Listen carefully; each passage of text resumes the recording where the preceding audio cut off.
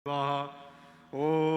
दाशरथाय विद्महे सीतावल्लभाय धीमहि तन्नो रामः प्रचोदयात्। नानासुगन्धिपुष्पाणि यथा कालोद्भवानि च पुष्पाञ्जलिर्मया दत्तो गृहाण परमे। मन्त्रपुष्पाञ्जलिं समर्पयामि परिक्रमणं ओम ये तीर्थानि प्रचरन्ति सृगाहस्तानि कंगिणा ते खाग्वं सहस्रयोजने वधन्वा नितन्मषि। भगवते रामभद्राय नमः। प्रणमामि। ओम नमः सर्वतार्थाय जगदाधार हेतवे साष्टांगोऽयं प्रणामस्ते प्रयत्ने राम रामेति रामेति रवे रामे मनोरमे सहस्रनाम तत्तुल्यं राम नाम वरानने। राम नाम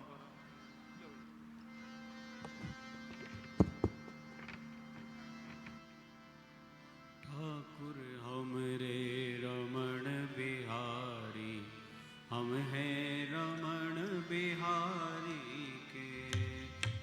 ठाकुर हमरे रमण बिहारी, हम हैं रमण बिहारी के। साधु सेवा धर्म हमारा, कामना दुनियादारी से। साधु सेवा धर्म हमारा, कामना दुनियादारी से।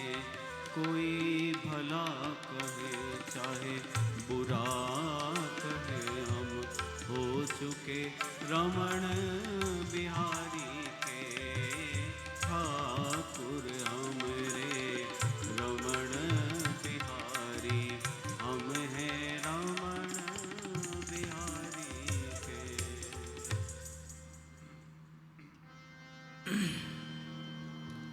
हरि ओम तत्सत्। श्रीमते रामचंद्राय नमः। नमोस्तु रामाय सलक्ष्मणाय, देव्यै च तस्यै जनकात्मजायै। नमोस्तु रुद्रेन्द्रयमानिलेभ्यो, नमोस्तु चन्द्रार्कमरुद्गणेभ्यः। रामं रामानुजं सीतां, भरतं भरतानुजं, सुग्रीवं वायुसूनुं च प्रणमामि पुनः पुनः।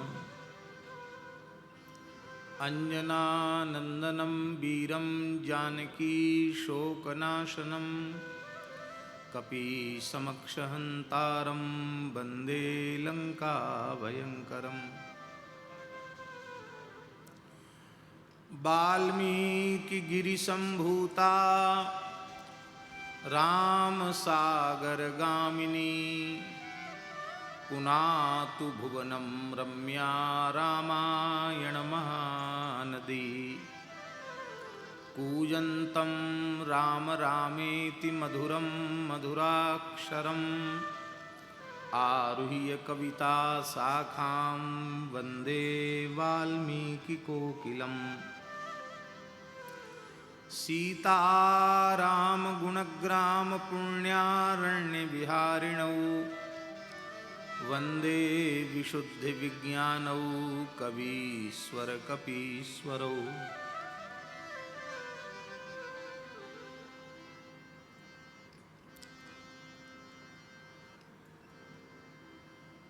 नमो गोभ्यः श्रीमतीभ्यः सौरभेयीभ्य एव च मित्राभ्यो नमो नमः। पापापहारि दुरितारि तरंगधारि, दूरप्रचारि गिरिराजगुहाविदारि। झंकारिकारी हरिपादरजो विहारि, गांगं पुनातु सततं शुभकारी वारि। नारायणं नमस्कृत्य नरं चैव नरोत्तमं, देवीं सरस्वतीं व्यासं ततो जयमुदीरयेत्। प्रहलाद नारद पराशर पुंडरीक व्यासाम्बरीश शुक शौनक भीष्म दाल्भ्यान् रुक्मांगदार्जुन वसिष्ठ विभीषणादीन् पुण्यानिमान् परम भागवतान् नमामि। वाञ्छाकल्पतरुभ्यश्च कृपा सिन्धुभ्य एव च पतितानां पावनेभ्यो वैष्णवेभ्यो नमो। सीतानाथ समारंभां श्रीरामानन्दार्यमध्यमाम् अस्मदाचार्यपर्यन्तां वन्दे गुरुपरम्पराम्। अज्ञानान्धस्य लोकस्य ज्ञानाञ्जनशलाकया चक्षुरुन्मीलितं येन तस्मै श्रीगुरवे नमः। भक्त भगवंत गुरु चतुर्नाम बपुएक, इनके पद वंदन किए नाशै विघ्न अनेक। बंदौ गुरुपद कंज कृपा सिंधु नर रूप हरि, महामोह तम पुंज जासु बचन रवि कर निकर। ठाकुर हमरे रमण बिहारी, हम हैं रमण बिहारी के। ठाकुर हमरे रमण बिहारी, हम हैं रमण बिहारी के। ठाकुर हमरे रमण बिहारी, हम हैं रमण बिहारी के। ठाकुर हमरे रमण बिहारी, हम हैं रमण बिहारी के। साधु सेवा धर्म हमारा, कामना दुनियादारी से। साधु सेवा धर्म हमारा, काम न दुनियादारी से। कोई भला कहे चाहे बुरा कहे, हम हो चुके रमण बिहारी के। कोई भला कहे चाहे बुरा कहे, हो चुके रमण बिहारी के। हम हो चुके अवध बिहारी के। हम हो चुके अवध बिहारी के। हम हो चुके सद्गुरु प्यारे के। हम हो चुके सद्गुरु प्यारे के। श्री रमण बिहारी लाल की जय। श्री अवध बिहारी लाल की जय। श्री रमण रेती धाम की जय। श्री यमुना महारानी की जय। श्री गिरिराज महाराज की जय। श्री 84 कोस ब्रजमंडल धाम की जय। यज्ञेश्वरी जगज्जननी गौ माता की जय। अखिल गोवंश की जय। श्रीमद् वेदावतार श्रीमद् रामायण महाकाव्य की जय। महर्षि श्री वाल्मीकि जी महाराज की जय। श्रीमद् रामायण गायक श्री कुशलव महाराज की जय। श्री सद्गुरुदेव भगवान की जय। श्री मायापुरी हरिद्वार की जय। श्री माया देवी की जय, श्री चंडी देवी की जय, श्री मनसा देवी की जय। त्रिभुवन पावनी पतित पावनी भगवती श्री गंगा महारानी की जय। परम पूज्य श्री महाराज जी की जय। जय जय श्री राधे, जय जय श्री सीताराम, हर हर महादेव। हरिशरणम। अनंत कोटि ब्रह्मांड नायक सर्वेश्वर परात्पर परब्रह्म असंख्येय दिव्यानंत कल्याण गुणगण निलय भक्त वांछा कल्पतरु भक्त वत्सल शरणागत वत्सल श्री रमण बिहारिणी बिहारी जी की महती कृपा करुणा से हरिद्वार कुंभ के इस पुनीत अवसर पर हम आप सबको श्री गुरु कार्ष्णी कुंभ मेला शिविर में इस दिव्य भव्य सत्संग मंडप में पूज्य श्री महाराज जी की एवं पूज्य श्री गीता मनीषी जी की मंगलमयी सन्निधि में मानव जीवन का सर्वोत्कृष्ट फल सत्संग वेदावतार आदि काव्य श्रीमद् वाल्मीकि रामायण के श्रवण के रूप में प्राप्त हो रहा है। कल महात्म्य का संक्षिप्त स्मरण किया गया। आज भी कथा में कंजूसी हो रही है क्योंकि आज स्नान यात्रा है। वैसे भीतर से मन की पूछो तो भगवत चरित्र सुधा सरिता में अवगाहन के बाद फिर और कुछ करने की आवश्यकता नहीं है।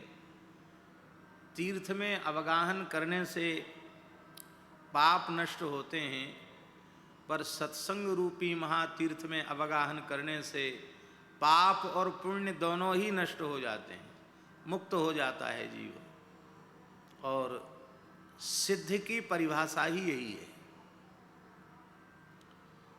हमारे गुरुदेव भगवान कहते थे कि श्रीमद् भागवत जी में सिद्धों ने भगवान की जो स्तुति की है, सिद्धा ऊंचू,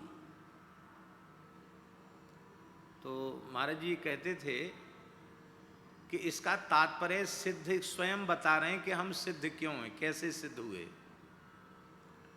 तो सिद्धों की स्तुति सिद्धों की को परिभाषित करती है।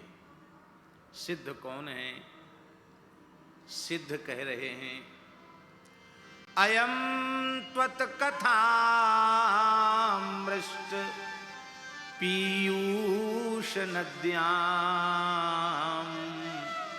मनो वारणः क्लेशदावाग्निदग्धः तृषार्तोऽवगाढो न सस्मार दावम् न निष्क्रामति ब्रह्म संपन्न वन्नः। अयम मनोवारणः, ये मनरूपी वारण मत गजेंद्र क्लेश दावाग्नि दग्ध, अविद्या जनित क्लेश की दावाग्नि से झुलसा जा रहा था। अब जंगल में आग लग गई, हाथी बेचारा क्या करे। तो वाल्मीकि गिरि संभूता राम सागर गामनी पुनातु भुवनम रम्या रामायण महानदी, वाल्मीकि रूपी गिरि से प्रकट श्रीमद् रामायण की दिव्य कथा सुधा सरिता मंदाकिनी उस भवाटवी के मध्य प्रवाहित हो रही थी, जिस भवाटवी में अविद्या जनित क्लेश की आग लगी हुई थी। तो इस मनोरूपी वारण ने, गजेंद्र ने क्या किया, ये उस कथा सुधा मंदाकिनी में प्रविष्ट हो गया। तृषार्थ था, झुलस रहा था, प्यास से व्याकुल था। मंदाकिनी में प्रवेश करते ही तृप्त हो गया। न सस्मार दावम, दावम न सस्मार, उस दावानल का स्मरण भी नहीं करना, भूल गया, स्मरण भी नहीं रहा कि आग लगी भी थी। अब न निष्क्रामति, उस कथा सुधा मंदाकिनी से बाहर नहीं निकल रहा है, क्योंकि वो देख रहा है कि बाहर आग लगी हुई है, वो बाहर नहीं निकल रहा है।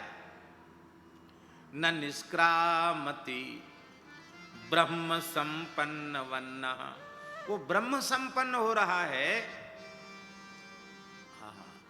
यही कथा सुधा सरिता में निमग्न होने पर जो ब्रह्म संपन्नता प्राप्त होती है, इसी का नाम सिद्धावस्था है। शरीर का स्नान तो तीर्थ का स्नान है, पर अंतःकरण का स्नान वह सत्संग सुधा सरिता में अवगाहन करना है। हम लोग बड़े भाग्यशाली हैं, श्री गंगा जी की अपार कृपा है। इतने बड़े महाकाव्य में महर्षि वाल्मीकि ने कोई स्वतंत्र मंगलाचरण नहीं किया। प्रणव का उच्चारण करके तप शब्द का उच्चारण किया और स्वाध्याय शब्द का उच्चारण किया। ओम तपस्वाध्याय निरतम तपस्वी वाग विदाम्बरम नारदम परिपप्रच्छ वाल्मीकि मुनिपुंगवम। यहां बड़ी सुंदर बात है। तपस्वी, स्वाध्याय में निरत, समस्त विद्याओं का अधिगम जिन्हें हो चुका है, ऐसे समस्त विद्याओं में पारंगत और मननशील महात्माओं में मुनि पुंगव। मननशील को मुनि कहते हैं। मुनि श्रेष्ठ देवर्षि नारद जी से तपस्वी महर्षि वाल्मीकि ने पूछा।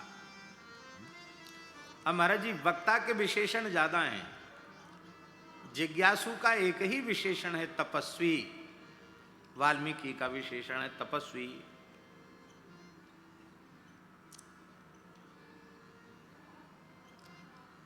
ग्रंथ का आरंभ तकार से हो रहा है।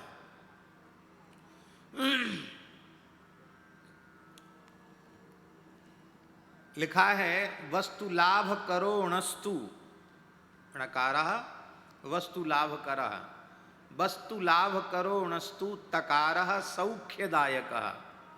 ग्रंथ के आरंभ में तकार का उच्चारण हो तो उससे सौख्य की प्राप्ति होती। सुख के भाव को ही सौख्य कहते हैं। अन्यत्र यह भी कहा गया तकारो विघ्न नाशकः, तकार विघ्न नाशक है, इसलिए तत्सत कहा जाता है। हरि ओम तत्सत।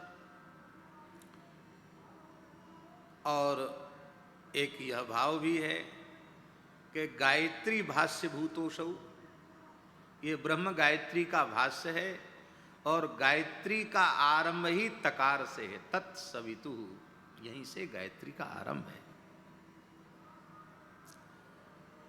और बड़ी वैज्ञानिकता है। 24,000 श्लोक हैं, गायत्री के 24 अक्षर हैं और प्रायः 1,000 श्लोकों के पश्चात अक्षर बदल गया है। ये भी एक विलक्षण बात है। ऐसे लगता है मानो गायत्री के प्रतिपाद्य प्रभु श्री राम हैं और उनकी ही मंगलमयी व्याख्या, उनका मंगलमय चरित्र है।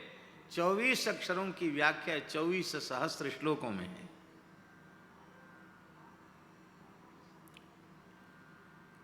इसी को मूल रामायण भी कहते हैं, मूल रामायण। और इस मूल रामायण के पाठ का बड़ा भारी महात्म्य है। पठन द्विजो बागऋषभत्वमीयात्। ब्राह्मण यदि इस मूल रामायण का नित्य प्रतिपारायण करे तो ब्रह्म विद्या उसकी वाणी में प्रतिष्ठित हो जाएगी। स्यात् क्षत्रियो भूमिपतित्वमीयात्। क्षत्रिय वह भूमिपति हो जाएगा, श्रेष्ठ राजा हो जाएगा। वणिक जनो पुण्य फलत्वमीयात्। वैश्य व्यवसाय में लाभ प्राप्त करेगा और जनच्च शूद्रोपि महत्वमीयात, महत्वम ईयात, क्योंकि उसमें भी जब भक्ति के संस्कार उत्पन्न हो जाएंगे तो फिर वह इतना उत्कृष्ट हो जाएगा कि श्री रामचरित प्रमाण है। राम सखा ऋषि बरबस भेंटा, वशिष्ठ जैसे ब्रह्मर्षि ने निषादराज गुह को भुजाओं में भरकर हृदय से लगाया, क्योंकि यह प्रभु श्री राम का भक्त है। राम जी ने इसको अपने हृदय से लगाया है। वस्तुतः भगवत भक्ति से विमुख ही नीचे है, वही निम्न है। भगवत भक्ति युक्त तो क्या कहना है। अब कोई खींचतान के अर्थ करे तो बात अलग है। शब्द के उच्चारण से जो शब्द का अर्थ प्रथम उपस्थित होता है वही शब्द का मुख्यार्थ होता है। यन्नामधेय श्रवणानुकीर्तनात् यत्प्रह्वणात् यत्स्मरणादपि क्वचित् क्वचित् स्वादोऽपि सद्यः सवनाय कल्पते, सवनाय कल्पते। अब श्रौत विषय जिन्होंने पढ़ा होगा वो समझेंगे सवनाय कल्पते का अर्थ क्या है। कुतः पुनस्ते भगवन्नुदर्शना। श्री रामचरित्र के आश्रय के बिना ब्राह्मण में ब्रह्मत्व की प्रतिष्ठा संभव नहीं है, क्षत्रिय में क्षत्रियत्व की प्रतिष्ठा संभव नहीं है, वैश्य में वैश्यत्व की प्रतिष्ठा संभव नहीं है, और शूद्र में शूद्रत्व की प्रतिष्ठा संभव नहीं। शूद्रत्व का तात्पर्य कोई निंदा में नहीं है।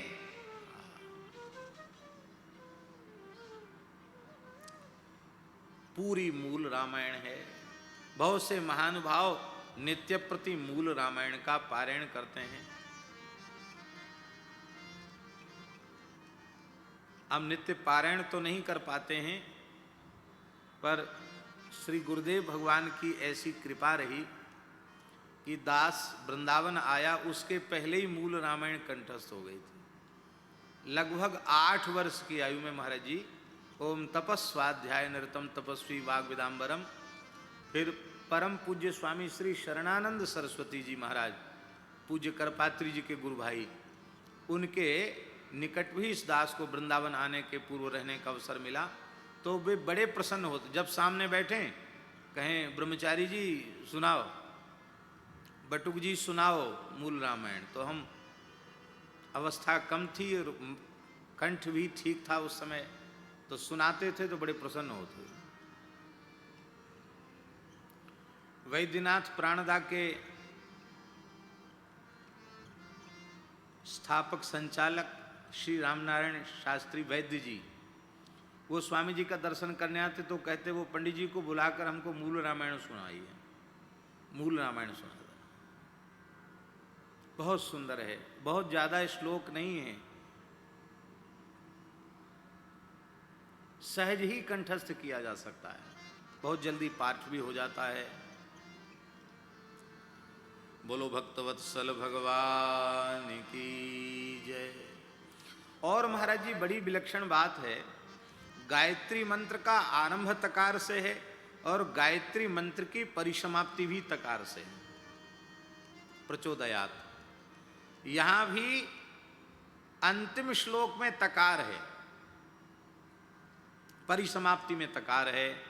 ततः समागतान् सर्वान् स्थाप्य लोक गुरुर्दिवि हृष्टैः प्रमुदितैर्देवैर्जगाम त्रिदिवं महत्, जगाम त्रिदिवं महत्, ये अंतिम श्लोक।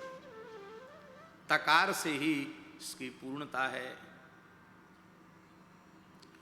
गायत्री शब्द की प्रसिद्ध व्युत्पत्ति यही है, गायंतम त्रायते यस्मात् गायत्री त्वं ततस्मृता, गायंतम त्रायते, गान करने वाले का त्राण करती।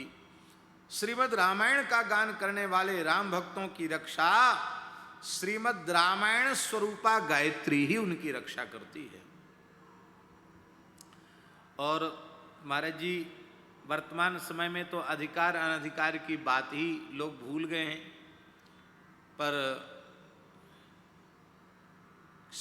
संकेत ही पर्याप्त है। स्त्री शूद्र द्विजबंधूनाम त्रयीन श्रुति गोचरा, इसीलिए महर्षि भगवान नारायण ने ही व्यास रूप में प्रकट होकर इतिहास पुराण को प्रकट किया।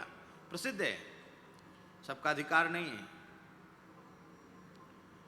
लेकिन वही वेद जब श्रीमद् वाल्मीकि के रूप में प्रकट हुआ, इस गायत्री के रूप में प्रकट हुआ, तो इसमें प्राणी मात्र का अधिकार हो गया, सबका अधिकार है। कितनी बढ़िया बात।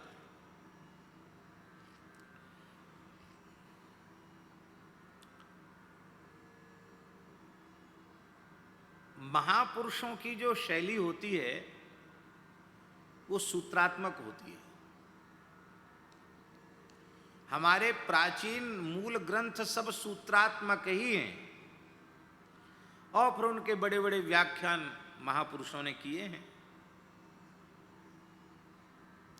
अब वेदांत दर्शन भी सूत्रात्मक ही है। ब्रह्मसूत्र, नारद भक्ति सूत्र, सांडिल्य भक्ति सूत्र, पातंजलि योग सूत्र, महर्षि पाणिनि के अष्टाध्यायी सूत्र,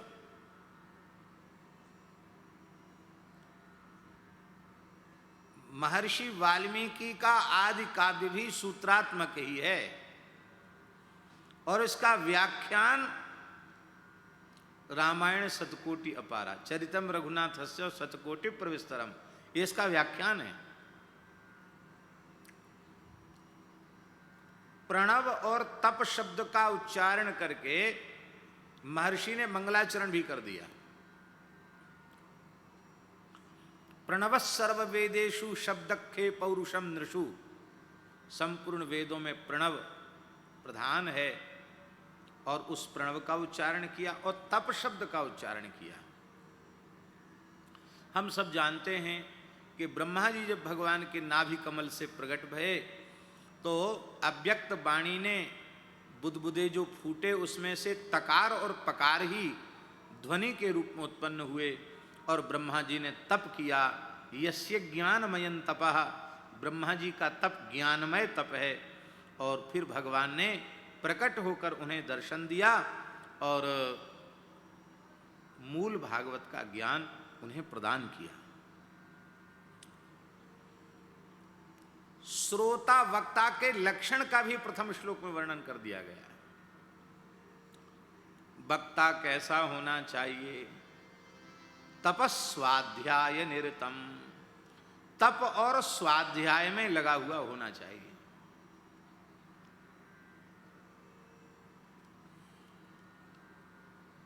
दोनों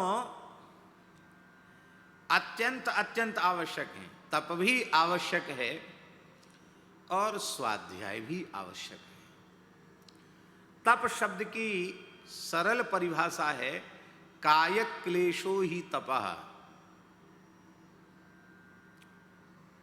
स्वाभाविक रुचि जन्मांतरीय वासना वासित संस्कारों के कारण भोगों की ओर होती है, और उस रुचि को विवेक पूर्वक नियंत्रित करना, भोगों का त्याग करना, और उन भोगों के त्याग में जो किंचित क्लेश की अनुभूति होती है वह क्लेश ही तप है। और वो क्लेश क्लेश नहीं है, परिणामे मृतोपमम, क्षणिक कष्ट की अनुभूति हो रही है, लेकिन उसका परिणाम तो अमृत स्वरूप है। अब ब्रह्मवेला में आसन के त्याग में, और उसमें भी बढ़िया ठंड पड़ रही हो, कितना क्लेश होता है, रजाई छोड़ी नहीं जाती है। बुरा नहीं मानना, फक्कड़ों की कथा है। हमारे खाक चौक वाले महाराज जी, पहाड़ी बाबा महाराज, जीवन में न कभी गद्दा बिछाया न कभी रजाई ओढ़ी। एक कोई महात्मा आए, ठंड खूब थी, रजाई ओढ़ के लेट गए। महाराज जी की नजर पड़ गई, है तेरी जहरे तेरी लुगाई के संग सोता है तेरी कहाँ गया बैरग लुगाई के संग सोता है। हमको बड़ा खराब लगा, कैसा बोलते हैं महाराज जी। महाराज जी हंसने लगे, बोले क्या पंडित हो, क्या समझते हो,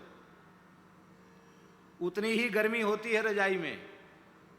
ये 4 बजे उठ के भजन करेंगे, ये नहीं कर सकते भजन। विलक्षण महात्मा। तो कष्ट तो होता है रजाई छोड़ने में, लेकिन उठकर खड़े होने के बाद स्नान संध्योपासन करे, जप में बैठ जाए, तो उससे कितने सुख की प्राप्ति होती है। इसलिए श्रीमद् भागवत जी में भगवदाज्ञा है, ब्राह्मणस्य शरीरोयं क्षुद्र कामाय निश्चिते कृच्छ्राय तपसे चेह प्रेत्यानंत सुखाय च।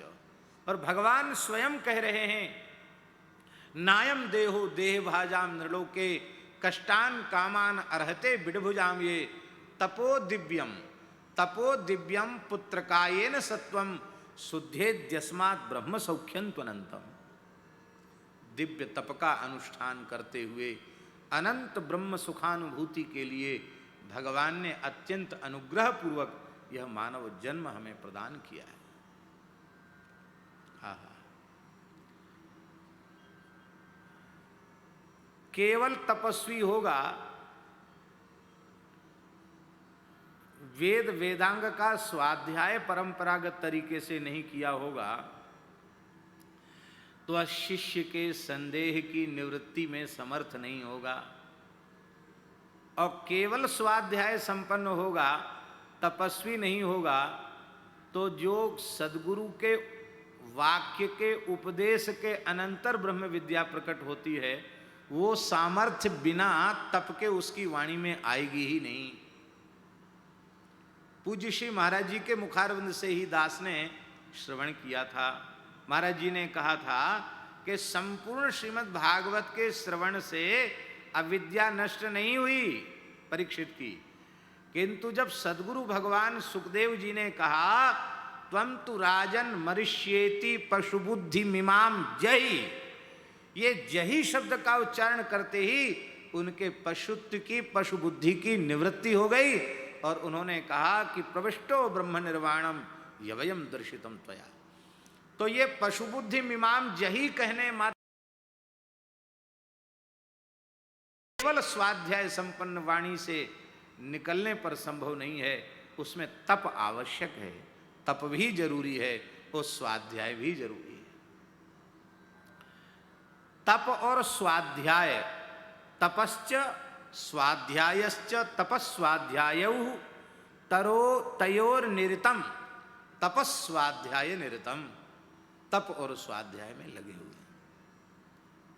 यहां समास हुआ है और समास में अल्पाच तरम, इसलिए तप में अल्पच हैं, इसलिए तपस्वाध्याय शब्द हुआ। ये तो ठीक है, ये भाव तो ठीक है, पर दूसरा भाव महाराज जी इसका ये है कि स्वाध्याय की अपेक्षा महर्षि ने तप को विशेष मान्यता प्रदान की। तप बहुत जरूरी है। और सच्ची बात तो यह है कि सद्गुरु भगवान की सन्निधि में रहकर अग्नि की, गुरु की, गौ की उपासना करना, ये वस्तुतः तप ही है। सेवा करना, सेवक कौन है? सेवक की परिभाषा क्या है? बहुत सरल परिभाषा है ठाकुर जी, बहुत सरल परिभाषा ये है, जिसको स्वयं के लिए सेवकांतर की अपेक्षा न रह जाए, वो सेवक है।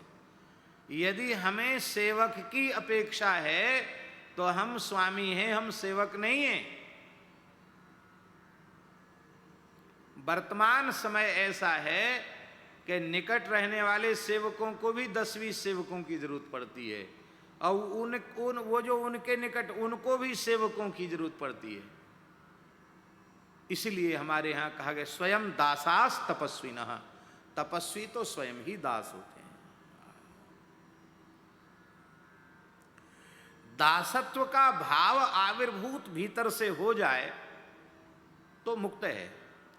ददाति सद्यः मुक्तिंच, ददाति सद्यः मुक्तिंच तथा भुक्तिम विशेषतः तेन दासेति संप्रोक्तः निगमागम पार गई ही।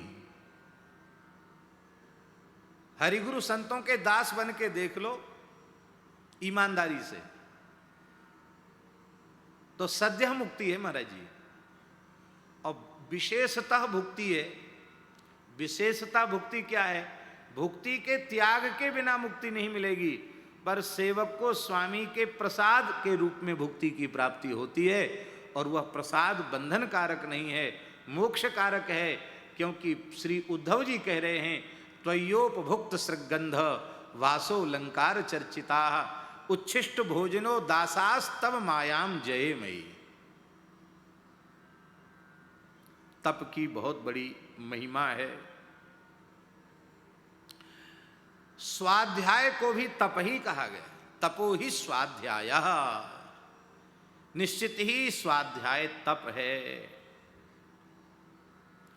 एक नाम ब्रह्मा जी का भी तपस्सु है, तपस्सु, ये ब्रह्मा जी का नाम है। और उन तपस्सु ब्रह्मा जी के द्वारा जिन नित्य साकेत बिहारिणी बिहारी जी का उत्कंठा पूर्वक ध्यान चिंतन स्मरण होता है, ऐसे तपस्वाध्या जो श्री ब्रह्मा जी हैं, वे ब्रह्मा जी निरंतर श्री राम जी के ध्यान में लगे रहते हैं। एक यह अर्थ भी हुआ तपस्वाध्याय निरतम। यह रामायण शिरोमणि टीकाकार ने यह अर्थ किया है। दूसरा विशेषण है वाग विदाम्बरम।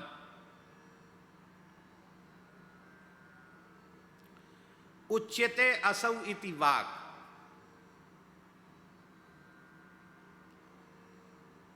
संप्रसारण हो जाता है। वाक् उच्यते अनया इति वाक्, ये भी एक व्युत्पत्ति है। सरस्वती का उपनाम भी है, गीर वाग्वाणी सरस्वती।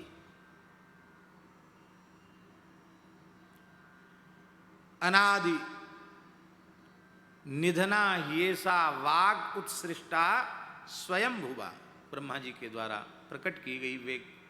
ऐसा जो वाक अर्थात वेद, उनके ज्ञाता महापुरुषों में जो वरम माने श्रेष्ठ, वाग विदाम्बरम।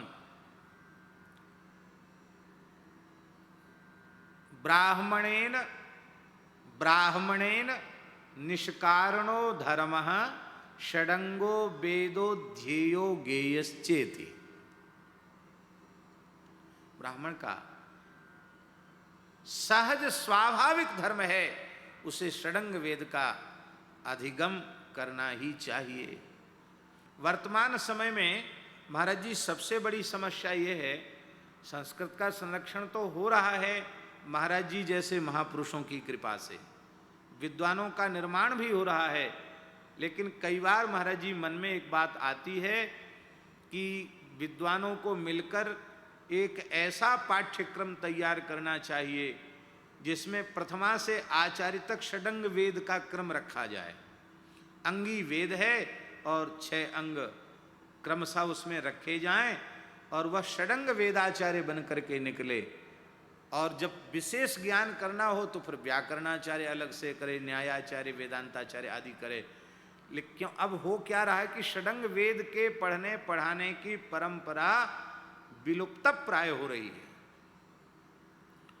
ऐसा कोई पाठ्यक्रम अब तक किसी संस्कृत विद्यालय में, विश्वविद्यालय में निर्धारित नहीं है जो प्रथमा से लेकर आचार्य पर्यंत क्रमशः उसमें षडंग वेद का विषय रखा जाए। ये आवश्यक है, होना चाहिए। वाग विदाम्बरम, वेदज्ञ महापुरुषों में जो श्रेष्ठ हैं।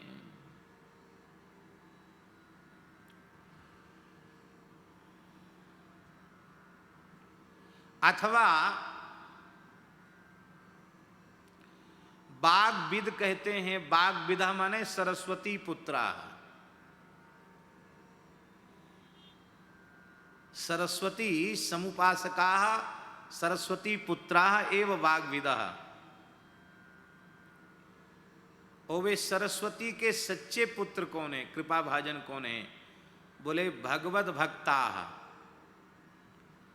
भगवत भक्त इसलिए हैं क्योंकि सरस्वती भगवत भक्तों के अंतःकरण में प्रतिष्ठित होकर अपने को धन्य मानती है, क्योंकि वे जब भी कुछ बोलेंगे तो भगवत यशोगान ही करेंगे, भगवत गुणगान ही करेंगे। ऐसे भगवत भक्तों में श्रेष्ठ वाग विदाम्बरम नारदम, भगवत भक्तों में श्रेष्ठ जो नारद जी महाराज हैं, उन श्री नारद जी महाराज से पूछा। तीसरा विशेषण है मुनिषु पुंगवः मुनिपुंगवः तम मुनिपुंगवम नारदम परिपप्रच्छ। मुनिश्रेष्ठ नारद जी को नारद जी से पूछा। मनु अवबोधने धातु से औणादिक प्रत्यय करके मुनि शब्द निष्पन्न होता है, जिसका अर्थ होता है मननशील। और मननशीलों में जो सबसे श्रेष्ठ हैं वे श्री नारद जी महाराज हैं।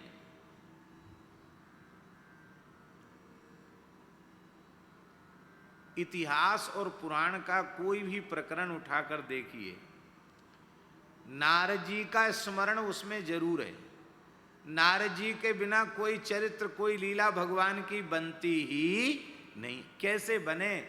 क्योंकि भगवत विभूतियों में नारद जी भगवान के मन का स्वरूप हैं, और बिना मन के कोई संकल्प विकल्प होता नहीं, कोई क्रिया होती नहीं। इसलिए नारद जी के बिना भगवान की कोई भी लीला संपादित नहीं होती है। और श्री नारद जी निरंतर भगवत गुणगान में लगे रहते हैं। स्वयं नारद जी कहते हैं, देव दत्ता मिमां वीणाम स्वर ब्रह्म विभूषिताम मूर्छयित्वा हरिकथाम गायमानश्चराम्यहम्।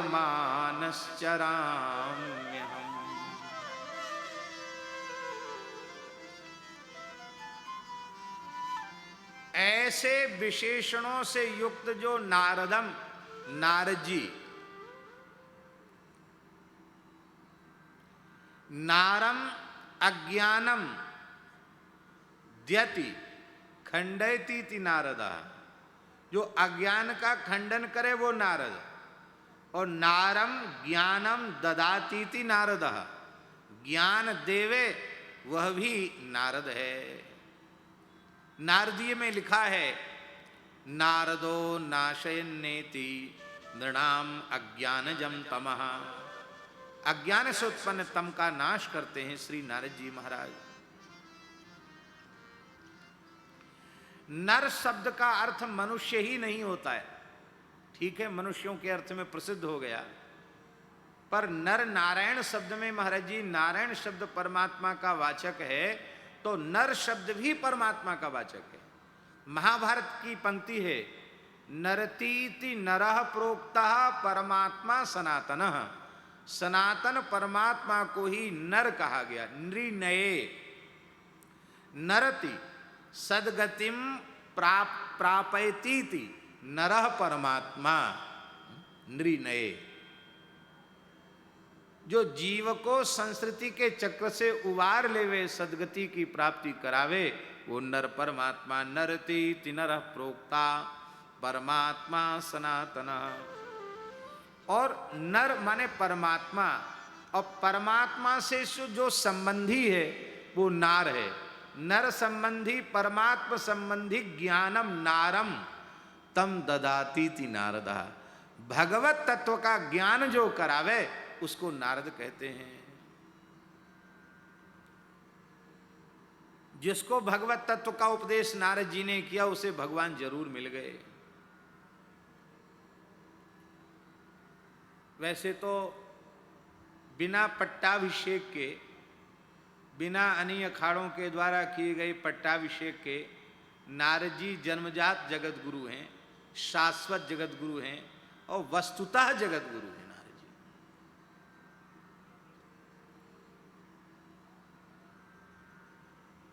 जगत गुरु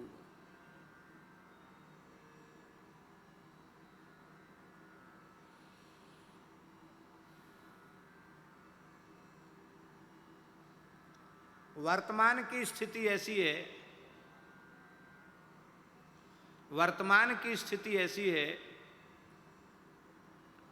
कि अमुक अमुक संप्रदाय में प्रसिद्ध जगत गुरु ठाकुर जी, उनके ही लोग उनको जगत गुरु नहीं मानते, तो सारे जगत के गुरु कहां से हो जाएंगे।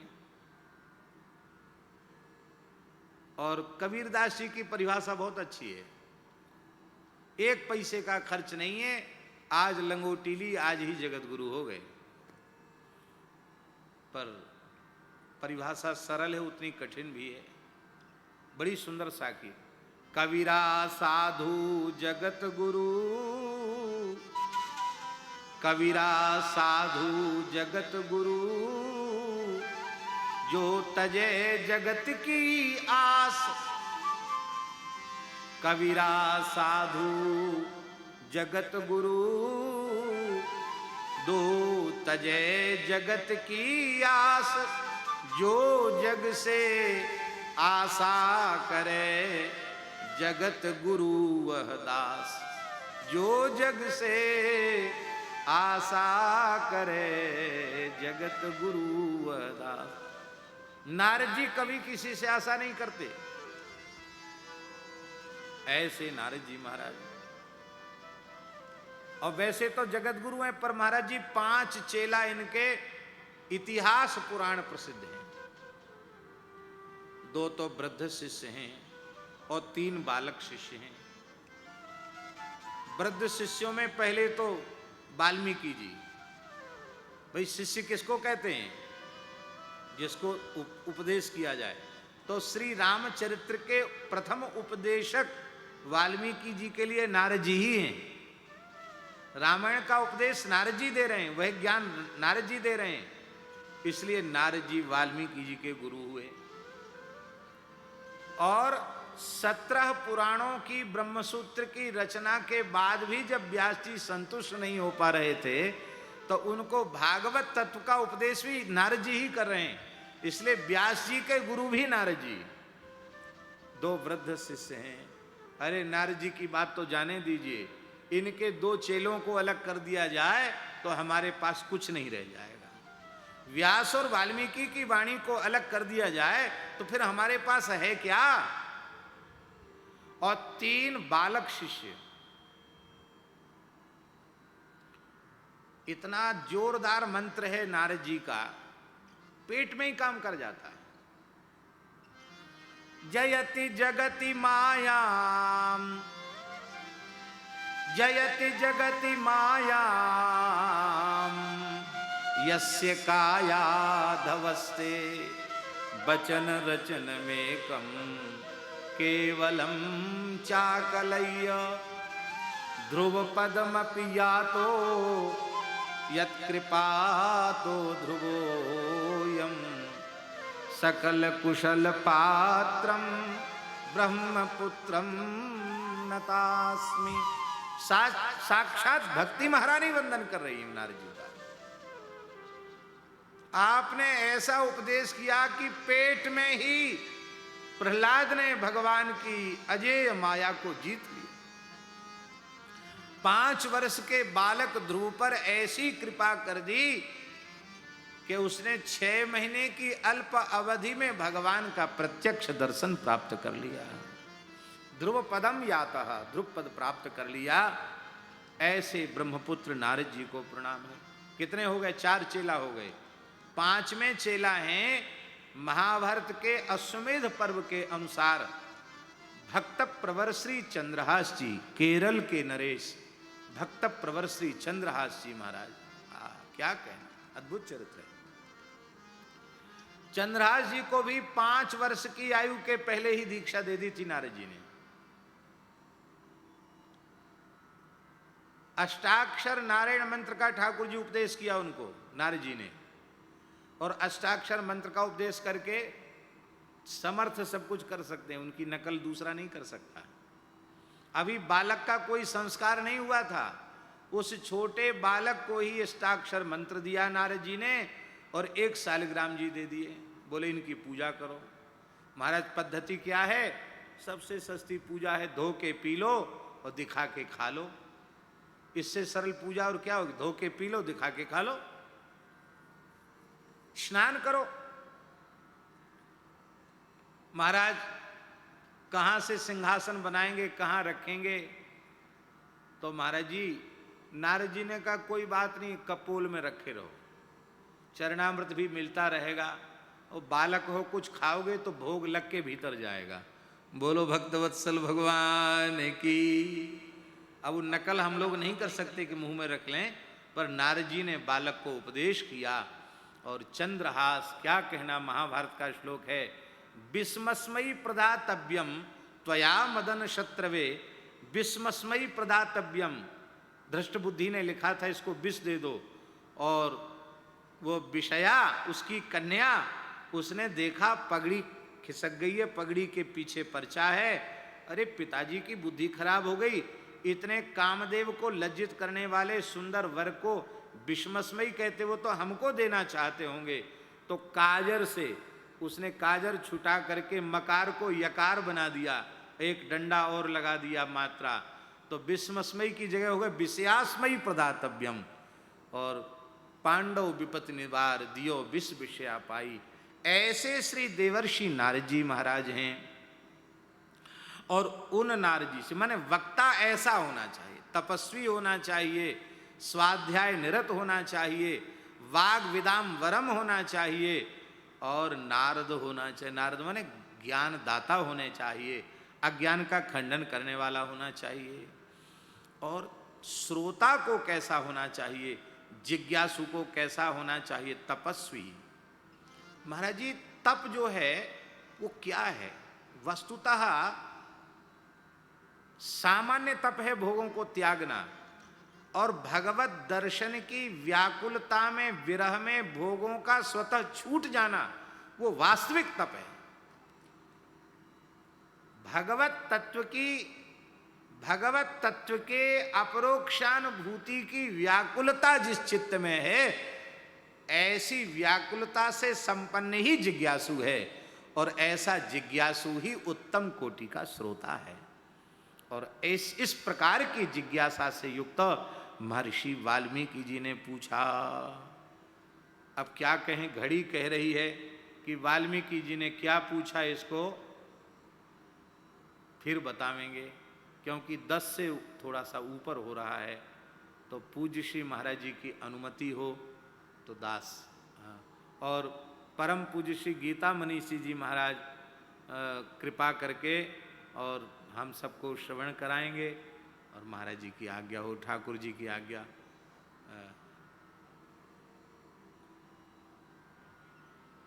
इस कथा के रस के आगे वो नाटक भी दुखदाई जैसा ही लग रहा है, लेकिन क्या करें।